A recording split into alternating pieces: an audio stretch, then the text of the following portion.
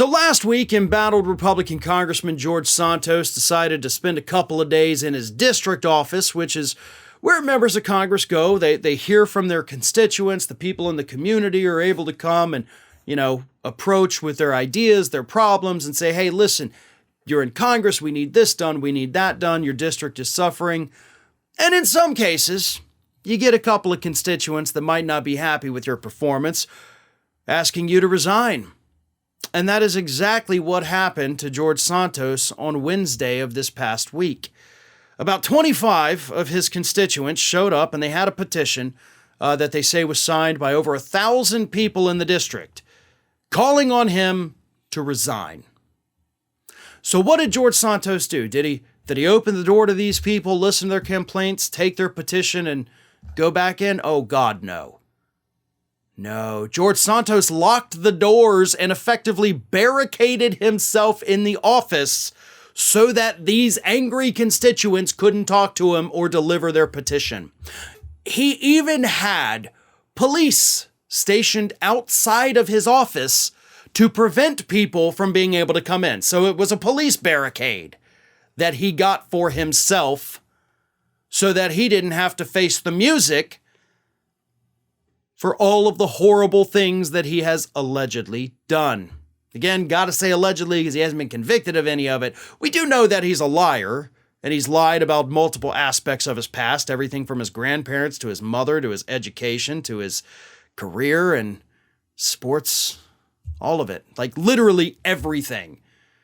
And of course, we found out recently he may have also stolen puppies from an Amish dog breeder. He was a person of interest in an international credit card fraud scheme. And he stole a man's checkbook down in Brazil and wrote a bunch of bad checks.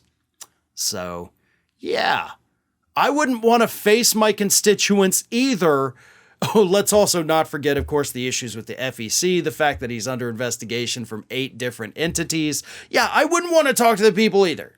I would probably lock my door, hide underneath my desk. Actually, I'm smarter than that, so I probably just wouldn't go into the office that day.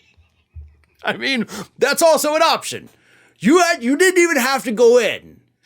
You could have just stayed home. You could have stayed in D.C. at your apartment or condo or whatever it is you have there. But you were like, nope, I'm going to go into work today. And it didn't end well for you, did it? Here's the thing. The day before Santos was hiding from his constituents, he tweeted this out. He said, "Let me be very clear. I'm not leaving. I'm not hiding, and I'm not backing down." And then the next day, what he did was he backed down from his constituents and he hid in his office so nobody could talk to him. What a pathetic coward, dude. You made your bed. I know it's tough to go and face the music. I know nobody wants to deal with the ramifications of their own actions. And I think everybody at some point in their lives has been there. Maybe it's extreme, maybe it's something minor, but you knew you screwed up. You knew you had to face it, whether it was at work and you knew the boss was going to yell at you, whether it was at home, you knew your spouse was going to get onto you, your parents, maybe when you were younger, whatever it was, you didn't want to do it, but by God, you had to suck it up and do it. George Santos doesn't want to suck it up. He wants to hide under his desk and wait till everybody leaves and the police can clear it out so he can get to his car and get the hell out of there. Because he's a coward.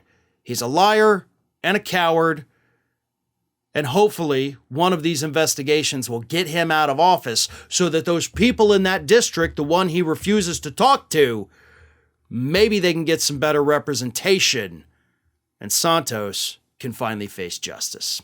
Hi, everyone. This here is little Athena, and Athena would like to know why you haven't subscribed to Fair and Balanced yet. So please, don't let Athena down. Subscribe today.